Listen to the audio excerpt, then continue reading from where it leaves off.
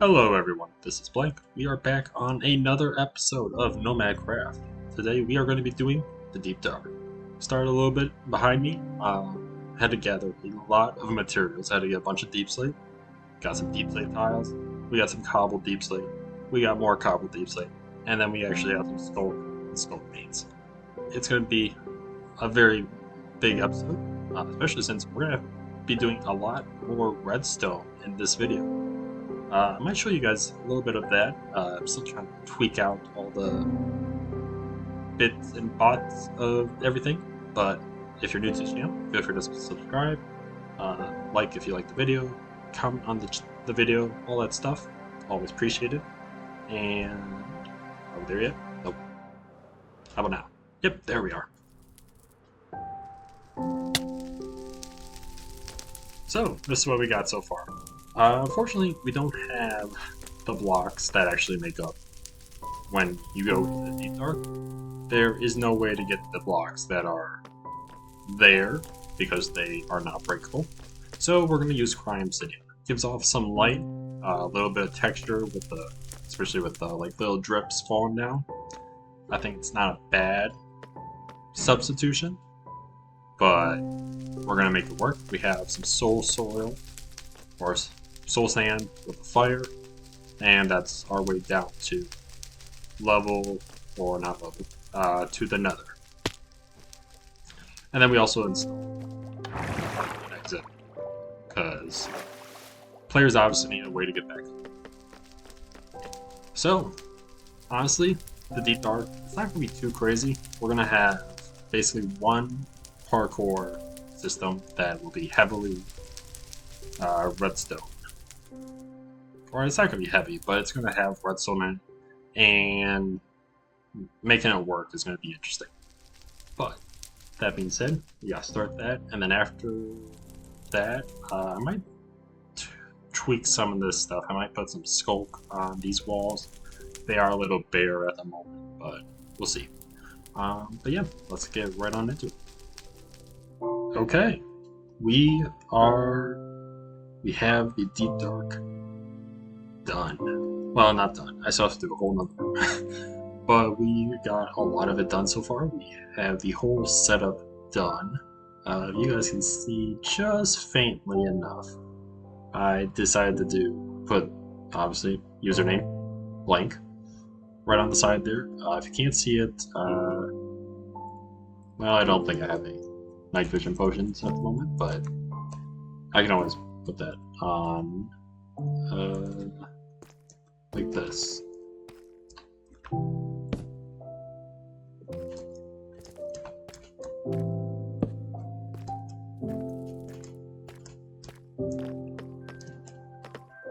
There we go. So, that being said though, I finally got all this done. It is definitely getting there. Now I am debating doing the redstone first or doing the next room first. I guess we'll see. I feel like I should probably do the next room first, because that'll give me an idea how much material I will need still. And then we'll probably do the redstone, which I'll probably show you what I'm doing for the redstone, so you guys have an idea for how this actually works.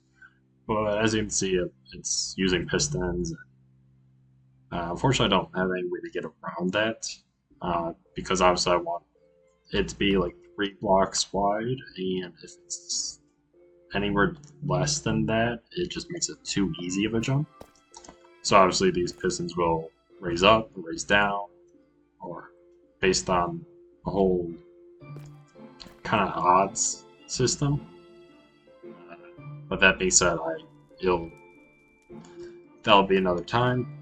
Unfortunately, it looks like I don't think it's possible to get up here unless it's raised up, which is intentional.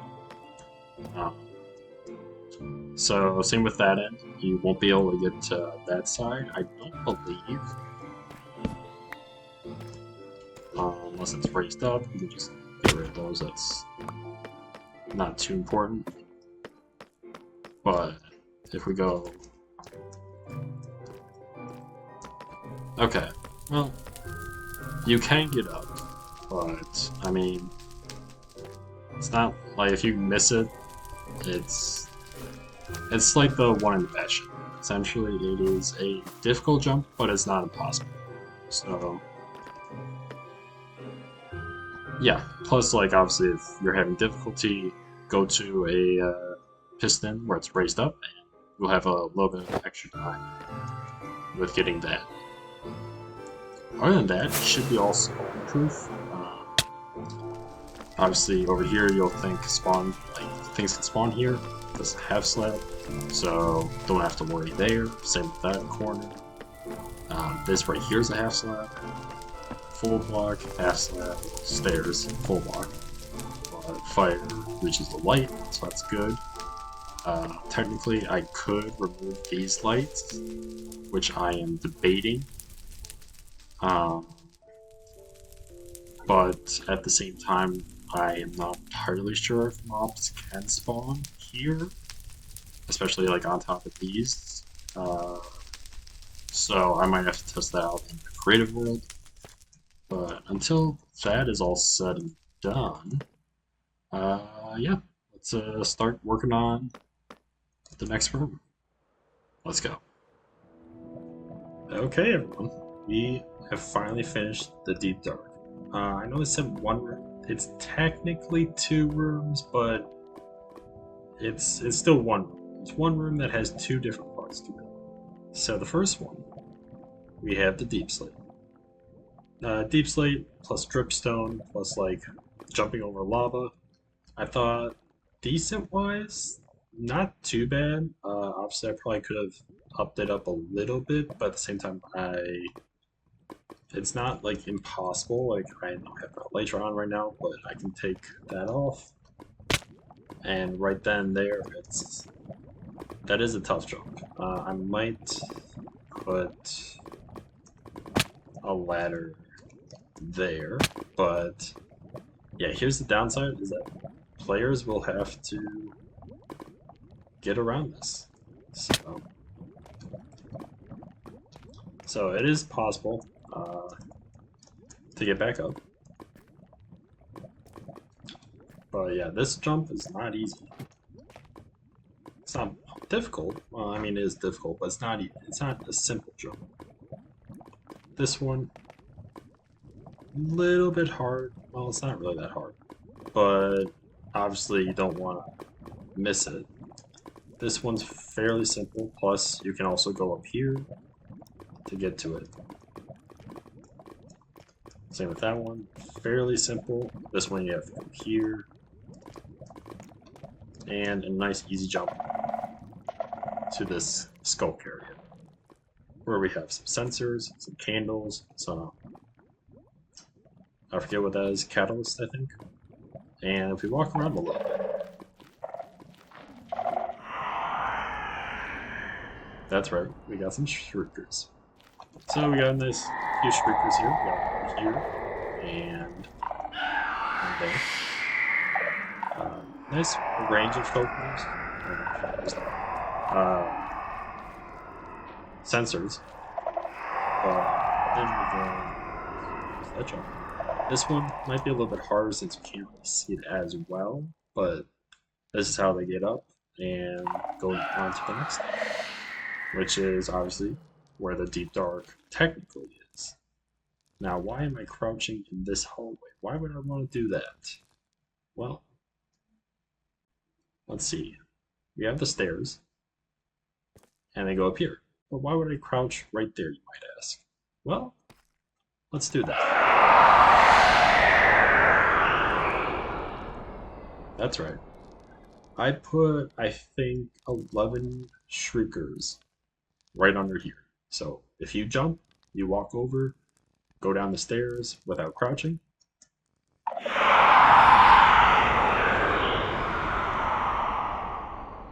You get a very loud surprise. But yeah, with that being said, we finally finished both rooms. I did not think I would get this far this fast, but now the tough part comes in. I have to work on the redstone for all of this. wonder if I can activate. No, can't activate any of the sensors. I mean, that's a good thing. But yeah, now I have to work on the redstone. This one, let's actually let me get better lighting. I already forgot about that. Yeah, so let's go to my creative world where I've been tinkering around with all that redstone. Because this one is going to be complicated, to say the least. Let's head on over. Okay. Okay, so we are in my creative world. For this one, here's some of the testing. We'll get to that. But this is some of the testing I have done to try and get these to kind of work. So the first idea I had was do ether hopper block. Well, this is the only thing I have. I am doing an ether hopper. But the way I was going to do it originally was set it up like this. Observers detect when the comparators go off, which create a signal, which in turn activate these droppers that have a shovel and within. And obviously when the wood shovel, it has a redstone signal of 3, I believe. I believe it's 3.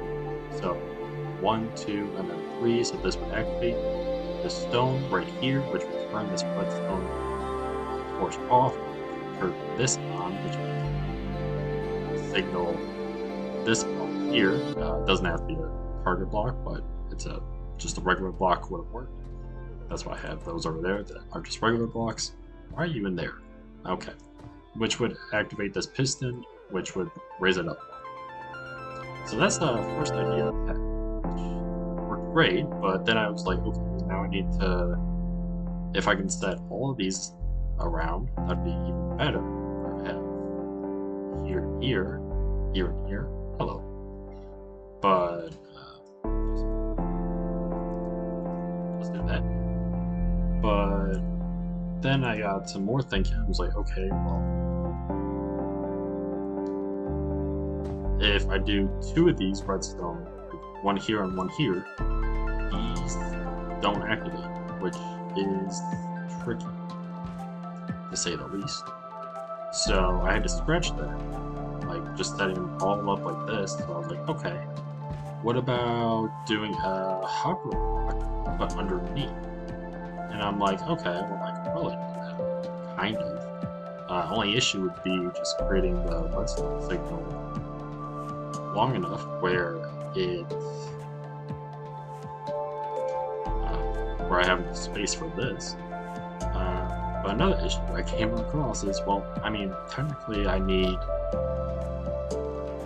so here's this, and I could technically move that back into there, but it's so confusing. But like all of this, it became a big issue that didn't always work out, because technically this would give a signal, but it wouldn't give a signal of 3, and then that would turn off to turn this on to activate this. It got all messy. So I had to scrap this idea, which led me to my new idea, which actually works. Don't mind that, but this one actually works compared to every other one I've done, where I condensed it. So we have the ether hopper block, we have observers, both work great. We have target blocks, which I could use a regular block, but target block just, I don't know, made it more direct for my own sanity. So that would activate the dropper. Obviously these would go back and forth. Right now we have the signals 3 for this one, so obviously this is turned off. And this is turned on. That's all. That's the whole thing. But then I had to figure out, well, I don't want these to activate all of them. I don't want my server over, so I need to turn it on and off for the game, for the redstone, so it's more efficient. Also, this is probably the last. It's been a while since you guys seen my post. Usually I have on. So yeah. But anyways, so that being said, I had to figure out. Okay, I need to turn these hoppers off, which obviously a redstone block will stop the hopper. It'll just lock it in place, so don't have to worry about that. That easy fix. But then I had to figure out. Okay, well I need. Let me go on this one. So I need some way to detect it. So I got rail cart or a powered rail with an observer. So that once, and then this piston lowers down, turns this on, observer is activated, sends a pulse, locking the hopper, and then obviously it will turn off when this goes up. Great. Okay, all said and done. Not quite. Reason why not quite is because then we have to send a signal all the way down here, and basically we need another dropper where we have wooden shovel and nothing. Now luckily for this one we don't need another stone, we just need the wooden shovel. So wooden shovel would pass back and forth depending on if you are starting the game or ending the game. So right now it is pressed for if you die, or well, we'll get to over there later. But for now, it's if you die, you press that button, and to start the game, you press this, turns that off, which turns the hoppers on, which activates the pistons. It is, I think I spent probably 2 hours working on this, trying to figure it out. Oh my gosh. It was absolutely insane. But then, obviously, let's say I die. Press that button, turns on, locks the hoppers, everything is all said and done. Great.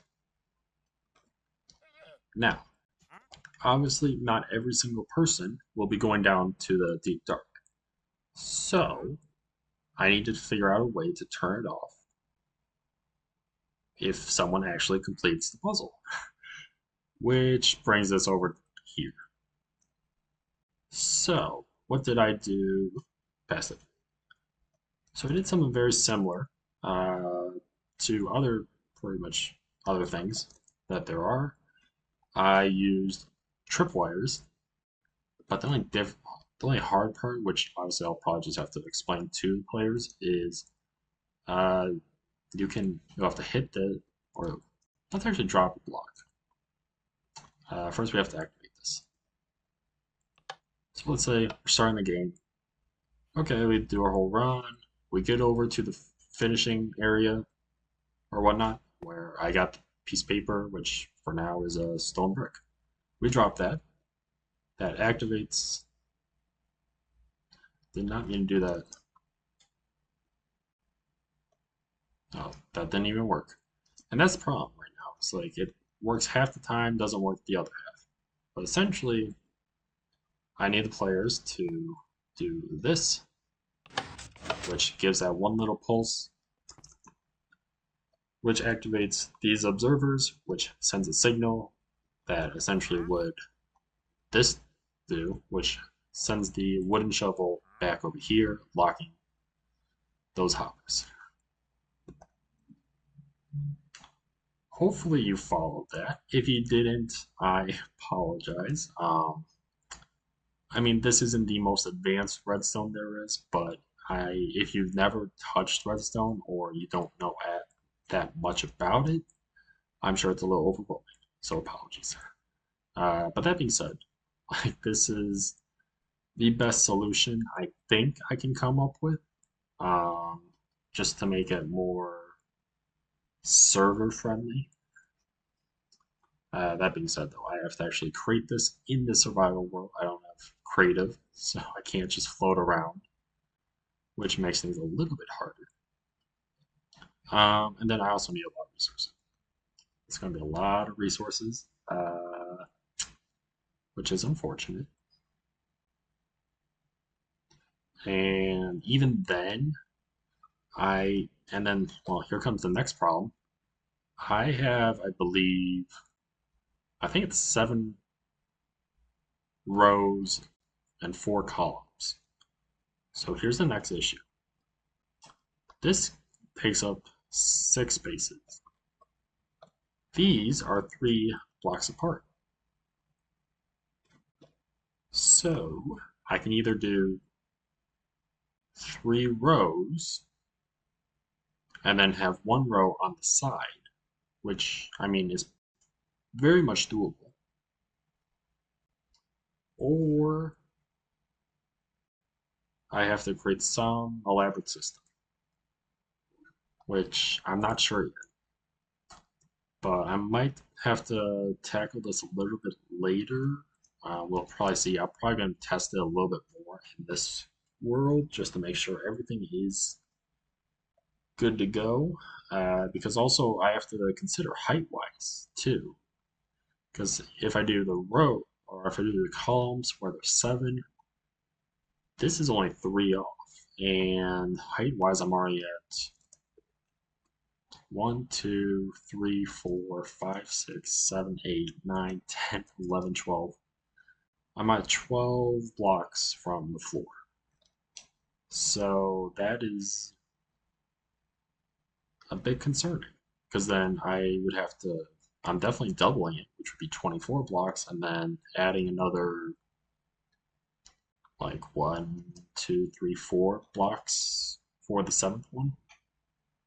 I don't know. It's going to be interesting, to say the least. How I figure out how to do it if I do the columns.